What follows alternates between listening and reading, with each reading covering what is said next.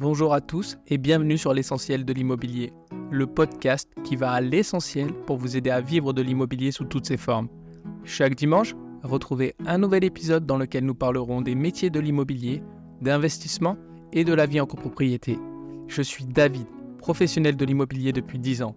Retrouvez mon livre « Acheter son premier appartement », le guide complet pour réaliser votre rêve immobilier sur Amazon. Abonnez-vous pour ne pas rater les prochains épisodes. Tu poses des questions, on a les solutions. Démarrer c'est facile, avec nous c'est tranquille. L'essentiel de l'immobilier, un podcast pour t'accompagner dans tous tes projets. Tu sais qu'on va assurer. Aujourd'hui, nous allons aborder un sujet crucial pour tous les copropriétaires, les charges de copropriété. J'ai intitulé cet épisode « Charges de copropriété, décryptage, pièges à éviter et astuces pour les réduire ». Si vous vivez dans un immeuble en copropriété ou envisagez d'acheter un appartement, vous savez que ces charges peuvent représenter un poste de dépense crucial. Mais savez-vous vraiment à quoi elles correspondent? Savez-vous comment éviter les dérives et surtout comment les réduire? Dans cet épisode, nous allons décrypter ensemble tout ce qu'il faut savoir sur les charges de copropriété avec des conseils pratiques et des astuces pour mieux les maîtriser. Alors restez bien à l'écoute car cet épisode pourrait bien vous faire économiser des centaines, voire des milliers d'euros par an. Chapitre 1. Comprendre les charges de copropriété. Pour commencer, qu'est-ce que les charges de copropriété? Il s'agit en réalité des dépenses communes à tous les copropriétaires pour l'entretien, la gestion et la conservation de l'immeuble. Ces charges sont réparties entre les copropriétaires selon un système appelé les tantièmes ou parfois les millièmes dans certains cas. Et ces tantièmes reflètent la part de chaque lot, appartement, parking, garage et même jardin dans l'immeuble. Les charges se divisent en deux grandes catégories. Il y a les charges générales qui concernent l'entretien et le fonctionnement de l'immeuble, nettoyage des parties communes, éclairage des parties communes, etc. Et vous avez les charges spéciales qui sont liées à l'usage de certains équipements comme l'ascenseur. Ces charges sont réparties en fonction de l'utilisation effective de ces équipements. Donc pour aller plus loin, imaginons une copropriété comportant 4 immeubles, A, B, C, D, et bien dans 90% des cas, chaque immeuble paiera des charges spéciales relatives à l'entretien exclusif de son bâtiment ou de son ascenseur. Je ferai un épisode de toute façon consacré aux charges spéciales, mais pour vous donner un autre exemple, si vous habitez au rez-de-chaussée, vous ne payez normalement pas pour l'ascenseur car vous n'en avez pas l'utilité. Le critère d'utilisation doit être votre première question sur la légitimité d'une charge vous incombant ou pas. Et enfin, il est essentiel de comprendre que les charges de copropriété sont votées lors de l'Assemblée générale des copropriétaires sous forme de budget annuel. Vous avez donc un rôle actif à jouer dans leur gestion. Chapitre 2. Les pièges à éviter dans les charges de copropriété. Maintenant que vous avez compris le principe des charges, parlons des pièges courants. Voici 3 erreurs fréquentes pour moi qui peuvent faire exploser vos charges annuelles. La première des grosses erreurs, c'est des contrats bien trop chers et mal exécutés. Vous avez un rôle à jouer en copropriété, même si vous n'êtes pas au conseil syndical.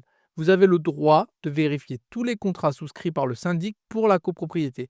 Vous pouvez donc comparer les contrats signés et les prestations. Vérifiez que les passages de ménage sont tous exécutés, que le contrat d'entretien des canalisations est bien exécuté et que le prix de l'entretien de la chaudière collective ou de l'ascenseur ne soit pas indécent et que tous les rendez-vous d'entretien soient honorés. Je le dis en connaissance de cause. La deuxième grosse erreur, c'est des travaux mal planifiés. Je le dis à chaque fois, à chaque épisode, mais vérifiez les 3 derniers procès-verbaux d'Assemblée générale avant d'acheter.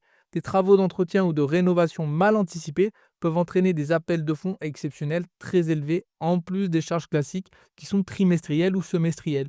C'est souvent le cas pour la réfection des façades ou le remplacement d'un ascenseur. Et en 3, une copropriété mal entretenue. Un immeuble laissé à l'abandon coûte beaucoup plus cher à entretenir sur le long terme. Les petites réparations non effectuées peuvent se transformer en travaux majeurs pour la remise aux normes de certains équipements. Soyez force de proposition au sein de votre copropriété. Quatrième erreur bonus, un syndic bénévole ou professionnel un peu trop léger dans le choix des entreprises. Souvent, les syndics ont des affinités avec certaines entreprises et cela n'est pas une mauvaise chose, bien au contraire. Mais ceci peut être un avantage pour des interventions imprévues le week-end. Mais vous devez vérifier et comparer les devis. Pour aller plus loin et être sûr d'avoir le meilleur prix, lors de la prochaine Assemblée générale, demandez à mettre à l'ordre du jour une mise en concurrence obligatoire des devis dès 500 euros. Ça permettra au conseil syndical de vérifier le prix des prestations et d'éviter tout arrangement entre le syndic et les entreprises malgré leur réactivité. Chapitre 3.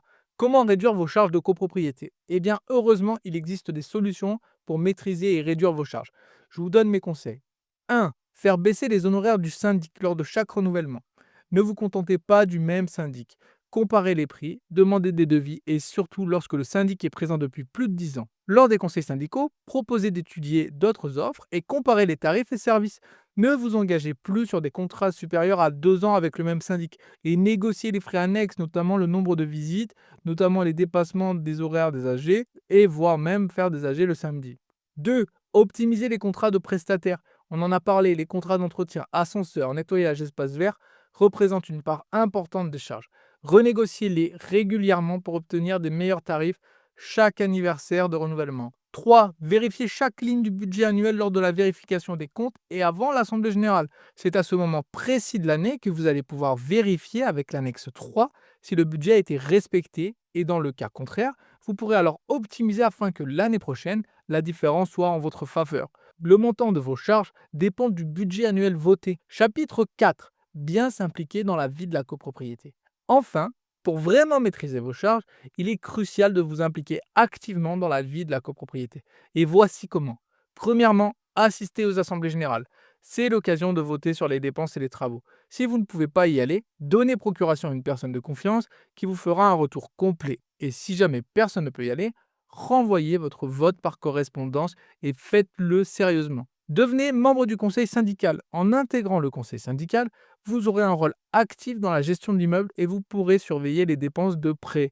C'est à mon sens l'une des meilleures solutions à mettre en place si vous voulez réduire les dépenses de la copropriété et surtout les vôtres. Communiquez avec vos voisins. Une bonne entente entre copropriétaires permet de prendre des décisions collectives plus efficaces. Les décisions mises à l'ordre du jour, dans la réalité, se voient généralement avant l'Assemblée générale grâce au soutien d'une majorité de copropriétaires sur un oui ou sur un non. En gros, on vote avant l'Assemblée générale. Conclusion, devenez un copropriétaire averti et sérieux. Les charges de copropriété peuvent sembler complexes, vous l'avez compris, mais avec un peu de vigilance et d'implication, il est tout à fait possible de les maîtriser. Rappelez-vous, comprenez la composition de vos charges, c'est le plus important. Soyez attentif à la gestion du syndic, c'est aussi le plus important. Impliquez-vous dans les décisions de votre assemblée et de votre copropriété, c'est aussi très important. En gros, tout est important. Dès que vous allez suivre les finances de près, vous allez forcément trouver des petites coquilles et vous allez forcément faire réduire les dépenses de la copropriété, donc les vôtres. J'ai adoré tourner cet épisode. Je suis désolé, en ce moment, la régularité des épisodes est un peu mise à mal. Et c'est normal, c'est parce que j'ai eu un petit bébé, donc c'est un peu compliqué. Mais en tout cas, on revient très vite avec un rythme classique. J'ai hâte de faire plein d'épisodes pour vous. J'espère que ça vous plaît toujours autant. N'hésitez pas à me laisser un petit commentaire, ça me soutient. N'hésitez pas à aller checker mon livre dans la description. En tout cas, c'est toujours un plaisir. Je vous dis à la semaine prochaine. Ciao!